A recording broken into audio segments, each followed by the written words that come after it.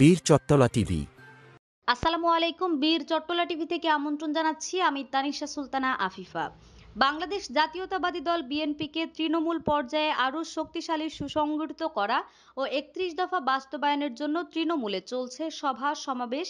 এরই ধারাবাহিকতায় লক্ষ্মীপুর জেলার রামগতি উপজেলার ৩ নং চর পোড়াগাছা ইউনিয়নের ৪ নং ওয়ার্ডে উঠান বৈঠক করেছেন স্থানীয় নেতাকর্মীরা।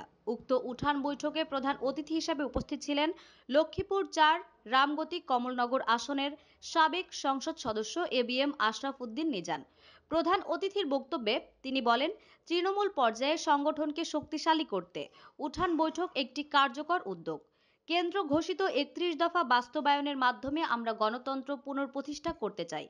তিনি আরো বলেন, হাসিনা সরকারের অধীনে দীর্ঘদিন জনগণ তাদের ভোটাধিকার থেকে বঞ্চিত হয়েছে। তাই জনগণের অধিকার আদায়ে আমাদের সবাইকে ঐক্যবদ্ধভাবে কাজ করতে হবে।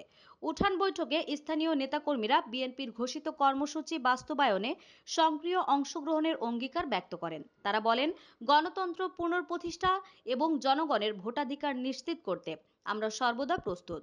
উঠান বৈঠকে বিএনপির স্থানীয় নেতৃবৃন্দের মধ্যে উপস্থিত ছিলেন রামগতি উপজেলা বিএনপির আহ্বায়ক ডাক্তার জামাল উদ্দিন, সদস্য সচিব সিরাজুল ইসলাম, চর আলগী ইউনিয়ন বিএনপির সভাপতি তানভীর মোর্শেদ জুয়েল, রামগতি উপজেলা বিএনপির যুগ্ম আহ্বায়ক মোহাম্মদ শফিউল বারী মির্জা, চর বাদাম ইউনিয়ন বিএনপির আহ্বায়ক মোহাম্মদ ইউসুফ মিয়া, যুগ্ম আহ্বায়ক মোহাম্মদ শ্যামুল হক, রামগতি উপজেলা বিএনপির যুগ্ম আহ্বায়ক মীর পস্ত, রামগতি উপজেলা মহিলা দলের সভাপতি শাহেদা আক্তার মেম্বার, সাধারণ সম্পাদক নাসিমা আক্তার মুক্তা।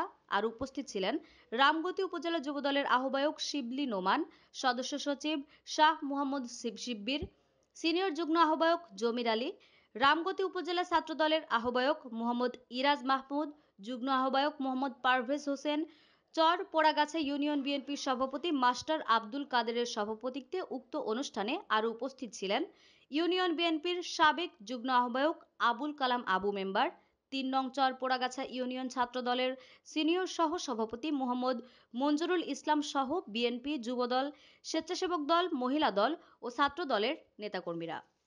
আমাদের আরও আপডেট খবর পেতে চোখ রাখুন বীর চট্টলা টিভিতে। ফেসবুকে ফলো, ইউটিউবে সাবস্ক্রাইব করুন।